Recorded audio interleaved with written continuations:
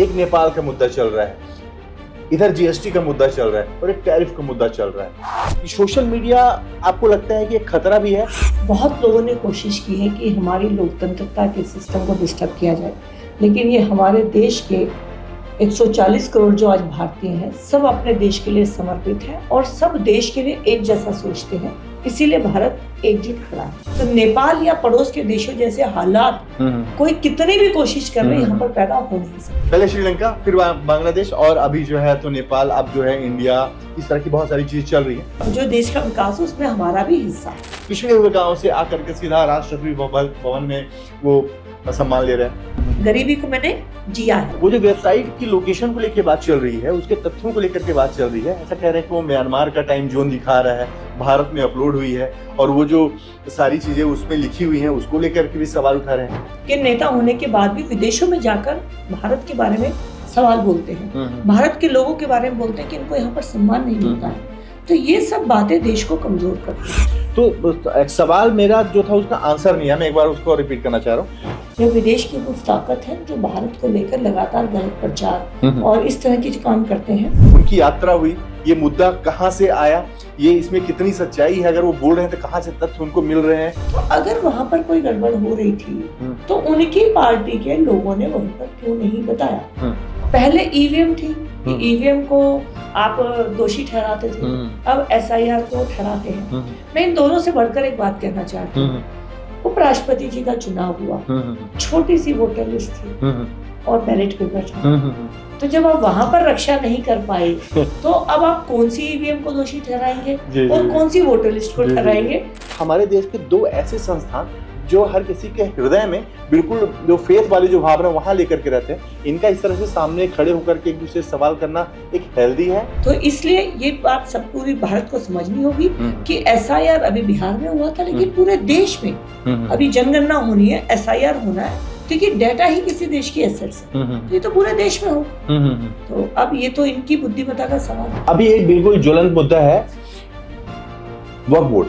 आज देश की सुरक्षा में जब ऑपरेशन सिंदूर होता है तो वहां पर देश की बेटियां लीड करती दिखती हैं। तो प्रधानमंत्री जी किसी वर्ग विशेष के नहीं, सभी महिलाओं को एक ही बात कहते हैं कि देश में, समाज में उनकी 50% भागीदारी है, तो उनकी हर काम में भागीदारी दिखनी चाहिए। इस दौरान एक बातचीत हुई थी, जिस तरह से वक्फ बोर्ड है उसी तरह से हिंदू बोर्ड। तो हम धर्म निरपेक्षता को मानते हैं, हिंदू राष्ट्र देश बने, ऐसा कभी भी भाजपा की विचारधारा नहीं रही। सिर्फ एक विचारधारा है कि सब लोग इसको सम्मान दृष्टि से इसको सम्मान दें और अपना माने। आपने वो ले लिया, तो फिर यहाँ कैसे बचता है वो लैंड जिसको आप बोलते हैं कि हमारे पूर्वजों ने दान किया था? वो कैसे दान हुआ? देश की वक्फ प्रॉपर्टीज का जो असली मकसद था कि उससे मुस्लिम समाज के गरीब तबके का, महिलाओं का, बच्चों का शिक्षा में, स्वास्थ्य में लाभ मिले, वो नहीं हो पा रहा था। लोगों ने इस तरह से दे दिया कि अगर आपके घर में फ्रिज, टीवी, कूलर था, वो बह गया तो आपको मिल जाएगा। सरकार के फंड में बहुत पैसा आता होगा, लेकिन कभी ऐसा सुनने देखने को नहीं मिला कि सरकार ने इस क्षेत्र के इतने लोगों को, इतनी लोगों को फ्रिज बांट दी, टीवी बांट दी, जानवर बांट दिए, गाड़ियां बांट दी। क्या ऐसा कुछ बनाया जाएगा भविष्य में? ऐसा कुछ हो सकता है? सरकार से हम इतनी उम्मीद कर सकते हैं कि सरकार इकोनॉमी को मदद करे, लोगों की पर्सनल मदद सरकार उनके घर के सामान में नहीं कर सकती, इंफ्रास्ट्रक्चर में कर सकती। टैरिफ से क्या वास्तव में अपने देश को नुकसान है? कितना नुकसान हो, किस सेक्टर में कहाँ नुकसान हो जाएगा?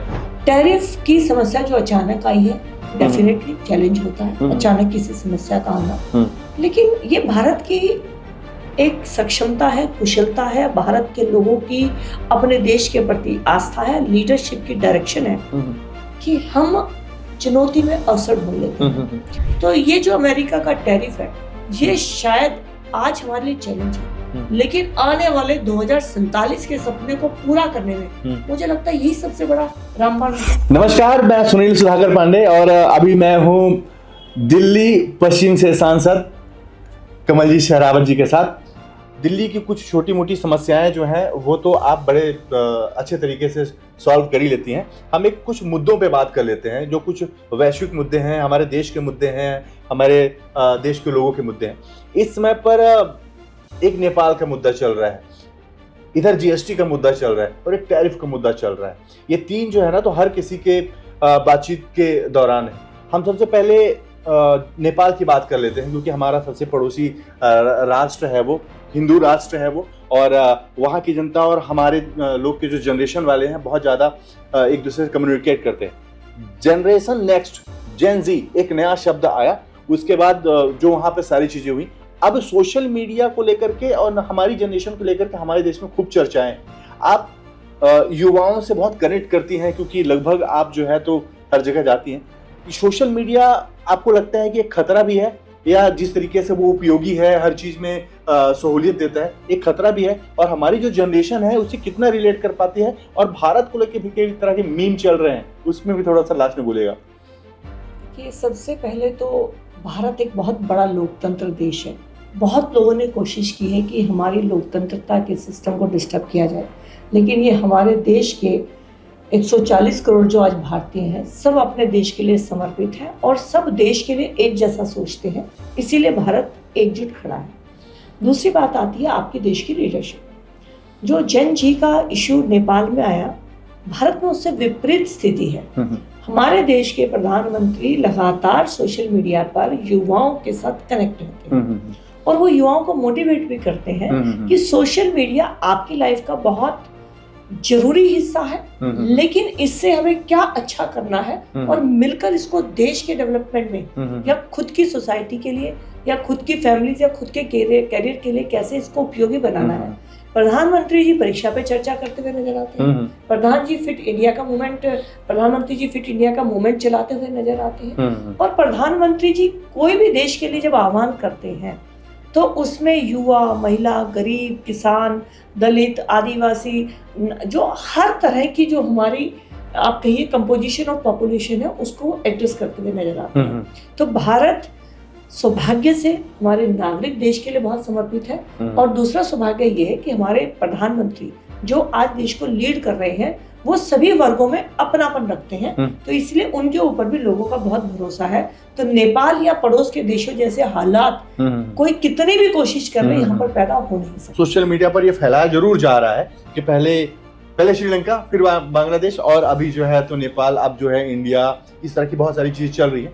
प्रधानमंत्री जी बिल्कुल सही मानते हैं कि मीडिया में तो उन्हीं लोगों को स्थान मिलेगा जो कुछ कंट्री के लिए या सोसाइटी के लिए कर रहे हैं, और उसमें वो नंबर बहुत लिमिटेड हो जाता है। लेकिन देश के लिए अपने तरह से जो लोग काम करते हैं उन लोगों को प्रधानमंत्री जी कहते हैं कि सोशल मीडिया का प्लेटफॉर्म आपके लिए बहुत इंपॉर्टेंट है और सोशल मीडिया सबके अपने हाथ में है। और आप देखिए जो मन की बात प्रोग्राम होता है उसमें प्रधानमंत्री जी उस छोटे छोटे गांव की प्रयासों की भी बात करते हैं जिनके बारे में सोचा नहीं था। अब आप देश में मिलने वाले अवार्ड्स की बात करिए। अब जो अवार्ड्स मिलते हैं वो उन लोगों को तो मिलते ही हैं जिनको सब जानते हैं, कुछ ऐसे लोगों को मिलते हैं जिनके बारे में हमने कभी सुना नहीं होता। तो ये प्रधानमंत्री जी की जो सोच है कि जो पायदान के आखिरी कोने पर आखिरी जो व्यक्ति खड़ा है उसके भी प्रयासों को आगे लाने के लिए सोशल मीडिया बहुत महत्वपूर्ण है। और लगातार उनका जो मैंने जैसे कहा उनके प्रयास रहते हैं ऐसे लोगों तक पहुंचने के। तो ये प्रधानमंत्री जी की सोच है और मुझे लगता है जो इन्फ्लुएंसर्स हैं उनको भी लगा होगा कि देश हमारे जो देश का विकास है उसमें हमारा भी हिस्सा है, तो उनकी भी जिम्मेवारी की भावना बहुत बड़ी होगी। बिल्कुल, आपने अवार्ड की बात करी और ये कनेक्टेड है एक दूसरे से। अभी प्रधानमंत्री जी मणिपुर गए हुए थे, वहां पर भी उन्होंने एक अपना मतलब बोलते हुए वो थोड़े से रुवासे से दिखे, थोड़े से उनके भाव बदले वहां पे। वहां पर भारत रत्न दिया गया था जिसको लेकर के विपक्ष ने सवाल उठाया था, वो कहते हुए। तो क्या ये चीज जो शुरू ही है कि एक ऐसा व्यक्ति ढूंढा जाए जो वर्षों से समाज के विकास के लिए, फिर युवाओं के विकास के लिए, या फिर अलग सेक्टर एजुकेशन हो, महिला सशक्तिकरण, सब चीजों के लिए काम किया जाए, ये किस तरह से खोजा जाता है? अगर ये लोग जो लोग आरोप लगाते हैं कि ये ऐसे लोगों को खोज के नाचने गाने वालों को लेके आ रहे हैं, तो कैसे इनका परीक्षण किया जाता है? कैसे यहाँ तक पहुँचते हैं वो लोग? एक गाँव, पिछड़े हुए गाँव से आकर के सीधा राष्ट्रपति भवन में वो सम्मान ले रहे हैं। प्रधानमंत्री नरेंद्र मोदी जी की टीम जमीन पर काम करने वाली टीम है और वो खुद उस तबके से आए हैं। वो बिल्कुल सही कहते हैं कि मैं गरीबी किताबों में नहीं पढ़ता हूँ, गरीबी को मैंने जिया है। तो जब वो व्यक्ति गरीबी को जी कर आए हैं तो उन्हें पता है कि वहां पर उस प्लेटफॉर्म पर भी बहुत लोग हैं जो देश के लिए अपना बेस्ट करते हैं। तो इस नाते उनकी जो टीम है वो लगातार देश में रिसर्च पे रहती है और इन्हीं जो उनका काम करने का स्टाइल है उसी की वजह से आज देश में वो व्यक्ति जिनकी तरफ कभी ध्यान नहीं जाता था लेकिन जो अपना सर्वस्व अर्पण कर देते थे देश के लिए, आज उनको देश पहचान पा रहा है और देश उनको अवार्ड दे रहा है। आपने रिसर्च की बात कही थी, एक सवाल मेरे मन में आया, जस्ट अभी बिल्कुल ज्वलंत मुद्दा है। अभी नेता विपक्ष जी ने एक अपनी वेबसाइट में एक कुछ तथ्यों को अपलोड किया है। उस अपलोडिंग की टाइमिंग और लोकेशन को लेकर के बहुत सवाल उठ रहे हैं। अभी जैसे कि SIR, सुप्रीम कोर्ट और SC आमने सामने बात चल रही है, राहुल गांधी जी यात्रा निकालें, सारी चीजें, वो जो वेबसाइट की लोकेशन को लेकर बात चल रही है, उसके तथ्यों को लेकर के बात चल रही है। ऐसा कह रहे हैं कि वो म्यांमार का टाइम जोन दिखा रहा है, भारत में अपलोड हुई है और वो जो सारी चीजें उसमें लिखी हुई हैं उसको लेकर के भी सवाल उठा रहे हैं। आप इस पे कुछ कहना चाहेंगे? विपक्ष के नेता राहुल गांधी जी का व्यवहार आज बहुत बड़ा सवाल है। देश की समस्याओं को उलझाने में वो ज़्यादा विश्वास रखते हैं। विपक्ष का काम होता है सरकार को सही वक्त पर चेताना कि आप क्या ठीक कर रहे हैं, क्या गलत कर रहे हैं। लेकिन आप अगर इस चश्मे से देखेंगे कि सत्ता पक्ष के हर अच्छे काम को आप जबरदस्ती क्रिटिसाइज करते हैं और क्रिटिसाइज भी कर लीजिए, आप देश को बांटने का काम करते हैं, आप देश को शर्मसार करने वाला काम करते हैं। आप विपक्ष के नेता होने के बाद भी विदेशों में जाकर भारत के बारे में सवाल बोलते हैं, भारत के लोगों के बारे में बोलते हैं कि इनको यहाँ पर सम्मान नहीं मिलता है।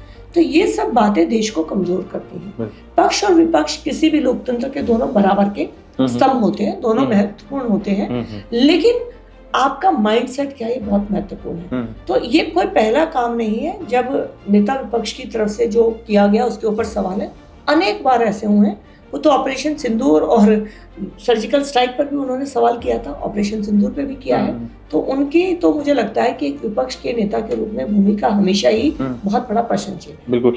एक्चुअली जो सवाल था वो सवाल का आंसर मतलब ये बहुत सारे कमेंट्स आए थे कि आप ये सवाल कर सकते हैं, तो एक सवाल मेरा जो था उसका आंसर नहीं है। मैं एक बार उसको रिपीट करना चाह रहा हूँ कि जो वेबसाइट पर अपलोड किए गए तथ्य, ये वोट चोरी वाले मामले को लेकर के, वोटर लिस्ट को लेकर के, वो सारा चीज़ें उन्होंने दिखाया भी था। उसके बाद आपने कार्यालय से एक जारी हुई तस्वीरें, जब अभी वो यात्रा के बाद कहीं गए हुए थे बाहर विदेश, तो यात्रा आई कुछ लोगों की तस्वीर के साथ, पहचान कौन, इस तरह के क्वेश्चन मार्क चल रहे थे। अब जब वो उनकी वेबसाइट में तथ्य अपलोड हुए हैं, उनके टाइम जोन को लेकर के भी बातें आ रही हैं कि ये टाइम जोन तो जिस जगह के दिखा रहा है वो चाइना से रिलेटेड, बहुत ज़्यादा रिलेट करते हैं वो लोग, वहाँ के रहने वाले लोग। और इस तरह की जो सारी चीज़ें हो रही हैं, क्या देश में जो सारी चीज़ें हो रही हैं ये बिल्कुल थोड़ा सा अलग नहीं है? क्योंकि सवाल भी आपने उठाया था, आपने तथ्य भी दिया था, उन तस्वीरों को लेकर के भी अब जो वेबसाइट पे अपलोड हुई, इनको भी थोड़ा सा क्लेरिफाई चाह रहे हैं कि एक्चुअली क्या है वो। देखिए, बहुत डिटेल में तो मैं नहीं कह पाऊंगी, लेकिन टाइम जोन जो होता है वो उस कंट्री को शो कर देता है कि कहाँ से हो रहा है। और ये हमें हमेशा से लगता है कि एक विदेश में सोशल मीडिया कहिए या विदेश की कुछ ताकत है जो भारत को लेकर लगातार गलत प्रचार और इस तरह के काम करते हैं। तो ये तो अभी जब वेरीफाई होगा तब ज्यादा पता चलेगा, लेकिन मेरा मानना है कि कोई नई बात नहीं है। विदेशों से भारत को कमजोर करने की बहुत कोशिश की जा रही है। बिल्कुल ठीक है। अब इस पे थोड़ा सा आगे बढ़ते हैं, हम EVM की तरफ चलते हैं। EVM का बड़ा प्रेम रहा है इस देश के विपक्ष से लगातार, और लगातार सवाल रहा है, और EVM को लेकर के लगातार पार्टियां जो है तो ये आरोप लगाती रही कि हैक कर लिया गया। भाजपा पे आरोप लगाया गया कि वो उनकी जीत के पीछे के कारण है। लगातार EVM साल भर या तो 5 साल का पूरा जो ड्यूरेशन होता है हमेशा चर्चा में टॉप पर रहती। पिछले कुछ दिनों से EVM उपेक्षा के शिकार है, ऐसा इस समय पर मीम्स चल रहे हैं कि उपेक्षित हो गई, उसको भूल गए हैं, क्योंकि अब जो है नई वोटर लिस्ट आ गई है, SIR का मुद्दा आ गया है। तो और इसको लेकर के तो राहुल गांधी जी ने अपनी वोट चोर यात्रा भी निकाल दी कि वोट चोर हैं, इस तरह से। तो ये जो चीजें हुई, उनकी यात्रा हुई, ये मुद्दा कहाँ से आया, ये इसमें कितनी सच्चाई है, अगर वो बोल रहे हैं तो कहाँ से तथ्य उनको मिल रहे हैं, या फिर ये तथ्य कहाँ तक बिहार इलेक्शन के समय पर ही आए हैं? थोड़ा सा इस पे। महाराष्ट्र में जब राहुल गांधी जी गए तो उन्होंने कहा कि वोटर लिस्ट में गड़बड़ करके भारतीय जनता पार्टी जीती। चुनाव आयोग किसी भी चुनाव से पहले वोटर लिस्ट का हमेशा रिवीजन करता है, लेकिन लगातार चुनाव आयोग पर इस तरह के विषय उठ रहे थे और अब आने वाले समय में देश को बदलना होगा, अपने देश के डेटा को उनको अप टू डेट करना होगा। इसीलिए SIR शुरू किया गया, जो सबसे पहले बिहार में किया गया। बिहार में जब SIR हुआ, उस SIR में अगर आप डेटा देखेंगे तो जब भी कोई जो बूथ लेवल ऑफिसर होता है वो बूथ पर जब जाता है वोट को चेक करने के लिए, तो उस स्टेट की या उस एरिया की पार्टीज को इन्फॉर्म करते हैं कि आपकी कोई ऑब्जेक्शन सजेशन है तो आप भी बताइए। ये हमारा संविधान में दिया हुआ सिस्टम है। तो जहाँ BLO सरकार अपॉइंट करती है, वहाँ BLA booth level agent parties भी अपॉइंट करती है। 6 नेशनल पार्टी है और 6 हमारे बिहार की स्टेट पार्टीज हैं। यानी हर बूथ पे एक अगर BLO था, अगर बूथ लेवल ऑफिसर था, तो 12 BLA थे, 12 पार्टी के थे। तो अगर वहां पर कोई गड़बड़ हो रही थी तो उनकी पार्टी के लोगों ने वहीं पर क्यों नहीं बताया? फिर चुनाव आयोग ने पूरा डेटा पब्लिश किया है। अगर आप देखेंगे कि कितने ऑब्जेक्शन सबमिट हुए, तो ये जो पार्टियां शोर मना रही हैं, इनमें कुल मिलाकर मुझे नहीं लगता कि 4000 से ऊपर कोई भी पूरे बिहार के अंदर ऑब्जेक्शन आए हैं। और इन पार्टियों की तरफ से तो बिल्कुल नहीं किए गए, वो भी लोगों ने किए हैं। उन्होंने अपना रिप्रेजेंटेशन दिया है कि ऐसे ऐसे हमारा इंक्लूड नहीं है या हमारे भी ये प्रॉब्लम है। तो जिन लोगों की मृत्यु हो गई है वो क्यों ना काटे जाए, जिन लोगों की डबल वोट है जो शिफ्ट हो गए हैं वो क्यों ना हटाए जाए। आप खुद पूरे भारत को देखिए, आप दिल्ली में देखेंगे, हमारे पूर्वांचल के, हमारे बिहार के साथियों का हिस्सा बड़ा है। तो जो लोग यहाँ आ गए, क्या अगर उनके नाम बिहार की वोटर लिस्ट में है तो क्या कटने नहीं चाहिए? ऐसे वो बॉम्बे भी गए हैं, हर जगह और विदेशों में भी गए हैं। तो बिहार का हमारा बहुत इंटेलेक्चुअल हमारी फैमिलीज रहती है वहाँ पे। तो अगर वो लोग शिफ्ट हो गए तो उस डेटा को करेक्ट करना ही चाहिए। तो पहले EVM थी, EVM को आप दोषी ठहराते थे, अब SIR को ठहराते हैं। मैं इन दोनों से बढ़कर एक बात कहना चाहती हूँ। उपराष्ट्रपति जी का चुनाव हुआ, छोटी सी वोटर लिस्ट थी और बैलेट पेपर था। तो जब आप वहां पर रक्षा नहीं कर पाए तो अब आप कौन सी EVM को दोषी ठहराएंगे और कौन सी वोटर लिस्ट को ठहराएंगे? ये विपक्ष के ऊपर बहुत बड़ा आपने बहुत बड़ी बात कह दी, आपने बहुत बड़ी बात कह दी। एक्चुअली इसी से संबंधित एक आखिरी सवाल ये है कि सुप्रीम कोर्ट और इलेक्शन कमीशन इस SIR मामले को लेकर, SIR बार बार हम लोग कह रहे हैं, एक्चुअली ये वोटर लिस्ट पुनर्निरीक्षण होता है जो स्पेशल हाँ जी, इसको जो करवाया जाता है, अगर इस पर सवाल उठे हैं तो फिर चुनाव आयोग इसको मार्ग पर करवाता है। तो ये है 2 बड़े संस्थान हमारे देश के जो सबसे ज्यादा विश्वास पात्र हैं, कोई भी व्यक्ति आंख मूंद करके जिस पर बिलीव करता है। एक बार चुनाव आयोग के द्वारा डिक्लेयर किया गया व्यक्ति कि यह व्यक्ति जीत गया है, उस पर कोई सवाल नहीं उठाता है, लोग आंख मूंद कर उसको अपना सांसद, विधायक, पार्षद, सरपंच जो भी है मान लेते हैं।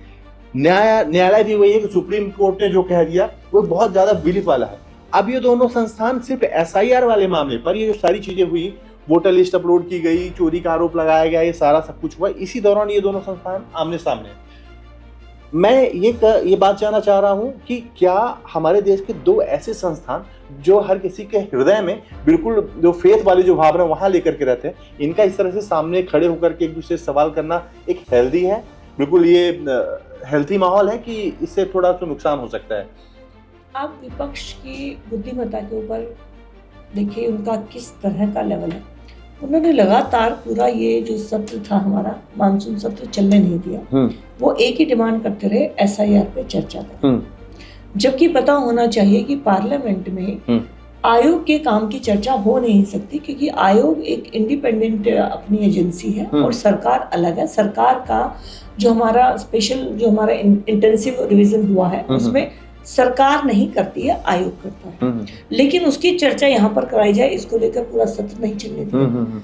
चुनाव आयोग ने प्रेस कॉन्फ्रेंस करी, उन्होंने कहा कि आप हमें बताइए, हमें डाटा दीजिए, वो डाटा नहीं दिया जा रहा है।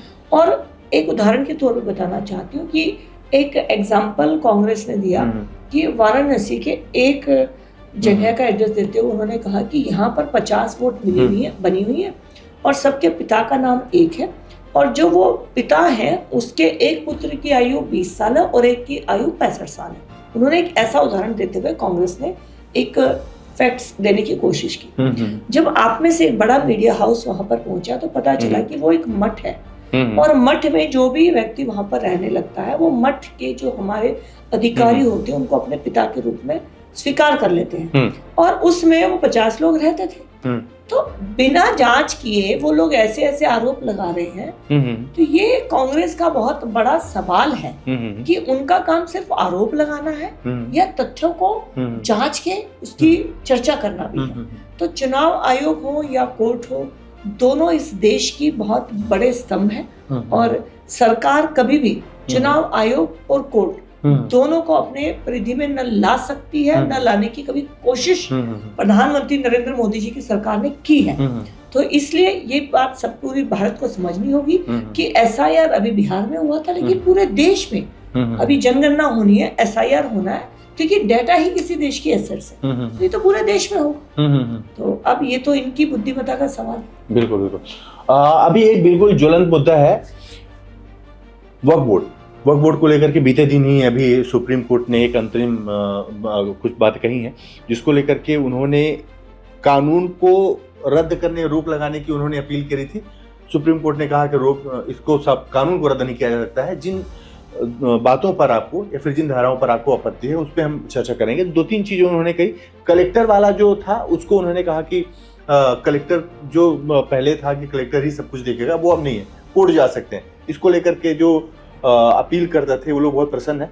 दूसरी चीजें जो उसमें एससीओ और महिलाओं का जो अभी उसमें हुआ है कि महिलाएं भी उसमें जा सकती है। केंद्रीय लेवल पर 4 सदस्य हो सकते हैं, 11 सदस्य में, और राज्य स्तरीय पर 3 हो सकते हैं। महिलाओं को लेकर के जो मुस्लिम समाज के लोग हैं उन लोगों ने भी काफी सराहना की कि ठीक है, अगर पढ़ी लिखी महिलाएं हैं तो उनका स्वागत है। मैं महिलाओं की बात इसलिए कर रहा हूँ क्योंकि आप लगातार एमएसएमई वाली बात हो या फिर दूसरे मुद्दों, महिलाओं को लेकर के लगातार संसद में भी सवाल उठाती रही। क्या स्टेटस देखती हैं कि इस तरह के जो फैसले होते हैं महिलाओं के उत्थान के लिए, महिलाओं को आगे बढ़ाने के लिए, एक ऐसी जगह है जहां पर कभी भी एंट्री ही नहीं हुई, ऐसी जगहों पर अगर एंट्री हो रही है तो आप इसे कैसे देखते हैं? सिर्फ वक्फ बोर्ड की बात, किसकी जीत, मतलब ये इस जो भी फैसला है ये मुस्लिम पक्ष की जीत है, हिंदू पक्ष की जीत है, या फिर महिलाओं के लिए एक? देखिए, वक्फ बोर्ड का जो बिल लेकर आए सेंट्रल गवर्नमेंट की तरफ से, उसको पूरी एक गहन चिंतन और गहन मंथन के बाद लाया गया था। बहुत लोगों को सुना गया था, सरकार ने बिल बनाया, लेकिन जो दूसरे पक्ष के लोग हैं वो इसको कैंसिल कराने के लिए कोर्ट में गए। कोर्ट ने इसको कैंसिल करने से मना करते हुए कुछ इंट्रीम और कुछ 3 सजेशन शायद उन्होंने दिए हैं, तो उन तीनों को कोर्ट ने एक्सप्लेन किया है। इसमें जो कलेक्टर वाली बात है, वो पहले भी कलेक्टर उसको रख रखाव में उसकी मदद करेगा, डॉक्यूमेंटेशन लैंड का रखने में हेल्प करेगा, लेकिन आगे ये पहले ही था कि वो अगर जाना चाहे तो कोर्ट में जा सकते हैं। महिलाओं की जो बात है ये वास्तव में बहुत महत्वपूर्ण है, और आदरणीय प्रधानमंत्री नरेंद्र मोदी जी ने 3 तलाक का कानून भी लेकर आए। एनडीए में 12th के बाद लड़कियां कमीशन करेंगी, ये भी लेकर आए। आज देश की सुरक्षा में जब ऑपरेशन सिंदूर होता है तो वहां पर देश की बेटियां लीड करती दिखती हैं। तो प्रधानमंत्री जी किसी वर्ग विशेष के नहीं, सभी महिलाओं को एक ही बात कहते हैं कि देश में, समाज में उनकी 50% भागीदारी है, तो उनकी हर काम में भागीदारी दिखनी चाहिए। तो मैं इसका बहुत स्वागत करती हूँ कि महिलाओं को यहाँ मौका मिलेगा।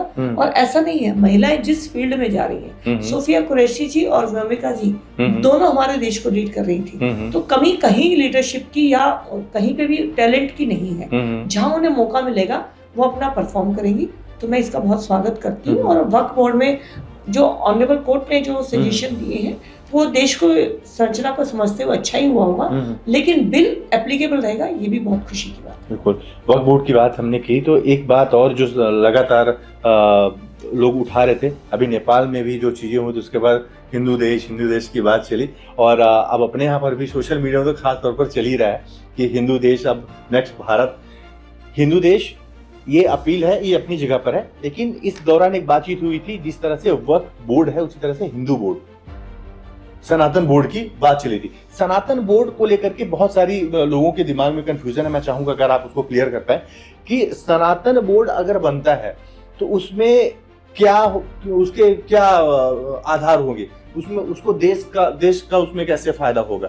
धर्म तो जुड़ेगा, हमारे मंदिर जुड़ेंगे, सारी चीज, फायदा कैसे होगा? वो आगे प्रोसीड कैसे करेगा कि उसका समाज को, युवाओं को, महिलाओं को, हर किसी को उसका सीधा लाभ मिले?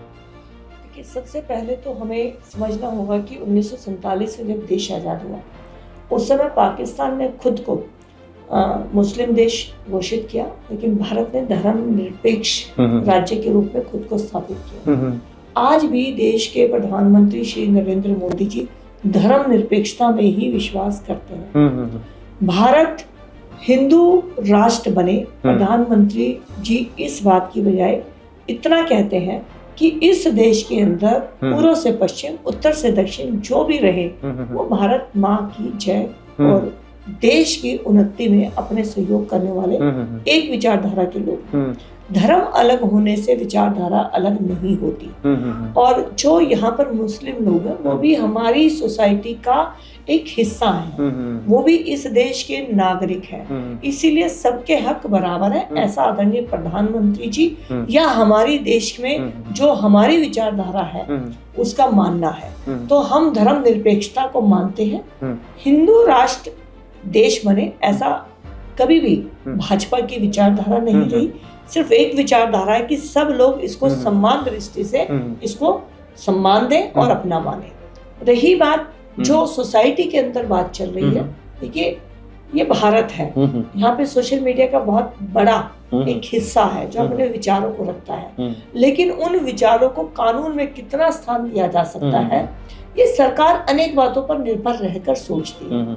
तो अभी ऐसा कोई प्रपोजल सरकार की तरफ से नहीं है, और मैं सांसद होने के नाते सरकार का हिस्सा हूँ। तो जब कभी ये बात होंगी, अभी कोई बातचीत नहीं है, सोशल मीडिया जो भी चला रहा हो, हम एक ही बात मानते हैं कि इस भारत के 140 करोड़ लोग इस देश की संतान है, और हम सबको मिलजुल कर अपने भारत को आगे ले जाने का प्रयास करते हैं।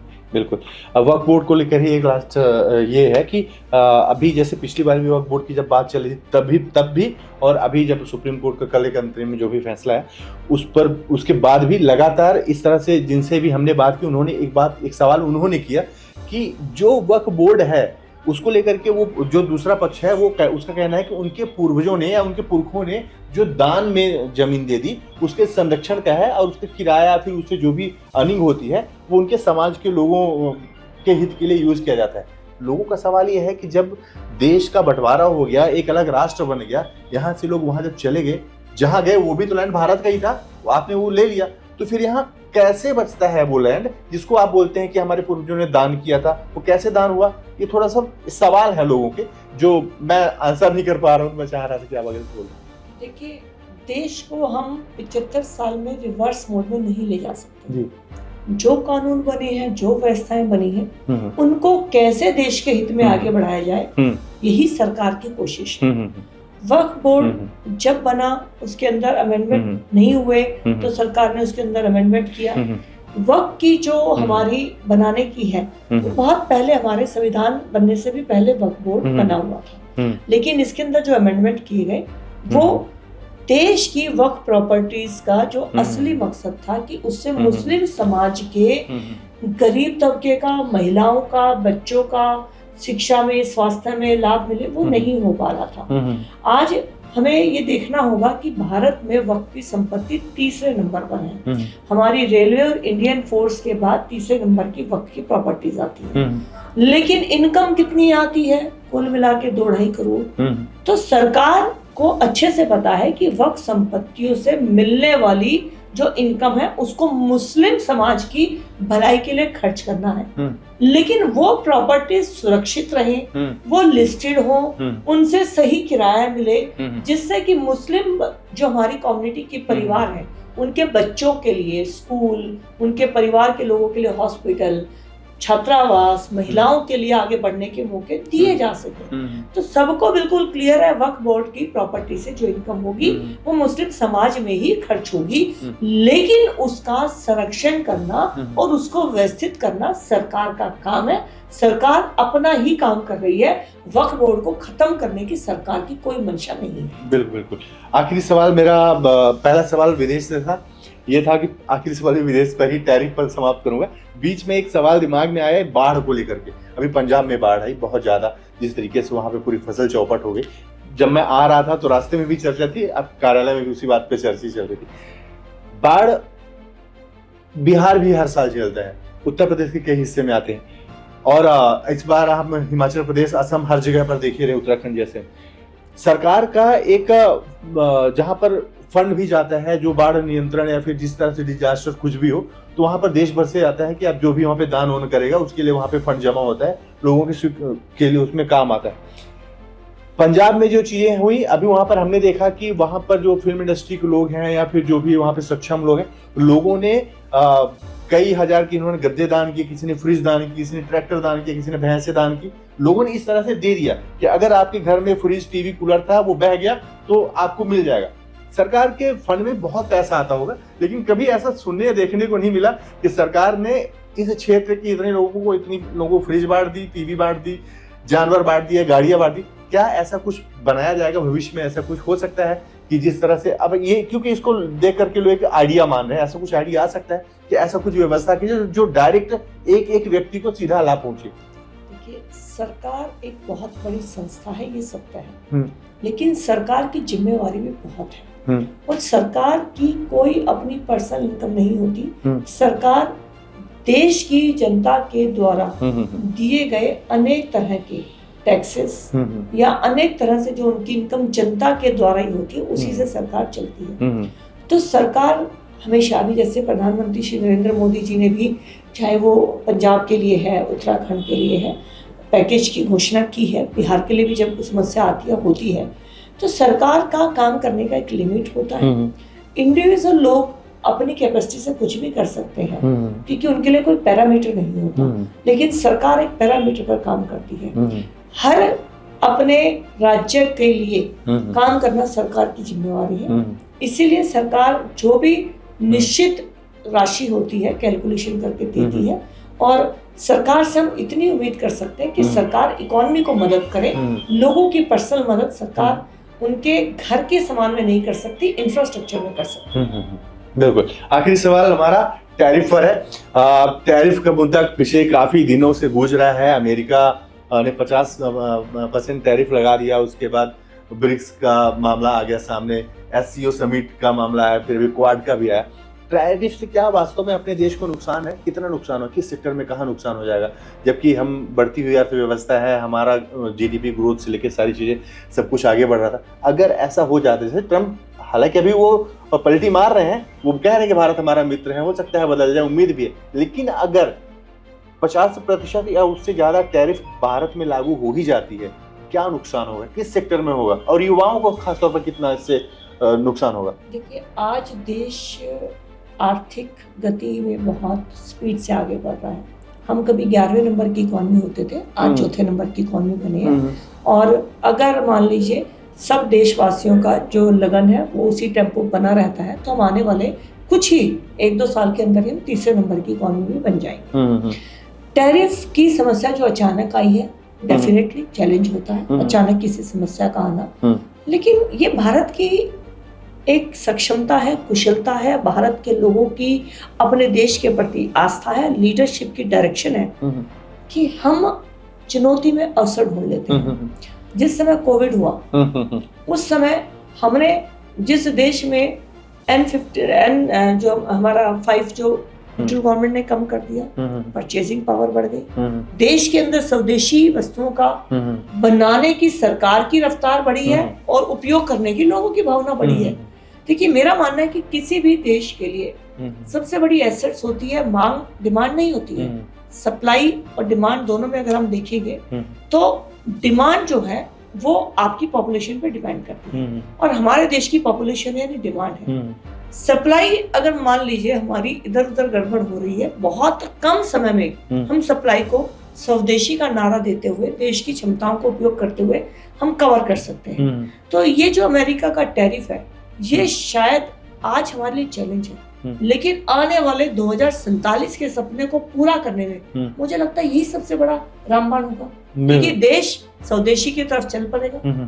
भारत ने जब कभी ये सोचा कि ये मेरी अस्मिता पे सवाल है, तो भारतवासी उसे मन पे ले लेते हैं, और जब वो मन पे ले लेते हैं तो उनको कोई रोक नहीं सकता। प्रधानमंत्री जी की लीडरशिप है, लोगों की मन की इच्छा है, तो ये टैरिफ हमारे लिए अवसर में बदलने वाला है। बिल्कुल। तो जो आपदा है वो विपत्ति नहीं है, अवसर है। ये हम बचपन से देखते आए हैं, समझते आए हैं, लेकिन अब ये हम देख रहे हैं और हमको सबको सीखना है। हमारे आप हर किसी के जीवन में बहुत सारी विपत्तियां हैं, लेकिन हर विपत्ति को हम अवसर कैसे बना ले। हम अपने देश की बढ़ती हुई अर्थव्यवस्था और हम अपने आसपास के जो बुद्धिजीवी लोग हैं, जो इस बातों को कह रहे हैं, समझा रहे हैं, उनको देख करके ज़्यादा अच्छे से समझ सकते हैं। हालांकि हम यंग हैं, हम सोशल मीडिया पर हैं, हम दिन भर स्क्रॉल करते हैं, लेकिन उस स्क्रॉलिंग के बीच में हमें ऐसी चीज़ों को स्क्रॉल करते समय रुक कर सुने जो हमारे सक्षमता को, हमारे इंडिपेंडेंसी को बढ़ाने के लिए काम है। फिलहाल शेरावत जी से बहुत अच्छा इंटरव्यू रहा, बहुत बहुत धन्यवाद, आपने समय दिया हमें। और हम कोशिश करेंगे कि इस तरह से जितने भी हमारे देश में लोग हैं जो हमारा नेतृत्व कर रहे हैं, उन सबके पास जाएं, हम अपनी बात रखें। आपके जो कमेंट्स आते हैं उनको हम सवाल बना करके हम जो जिम्मेदार लोग हैं, जिनको आपने जिम्मेदारी सौंपी है, उन तक पहुंचाएं और उनसे आपके प्रश्नों का आंसर लेकर के लगातार हमारी ये पड़ताल और लगातार हमारा ये सवाल और लगातार इस तरह के कार्यक्रम आते रहेंगे। बहुत बहुत धन्यवाद।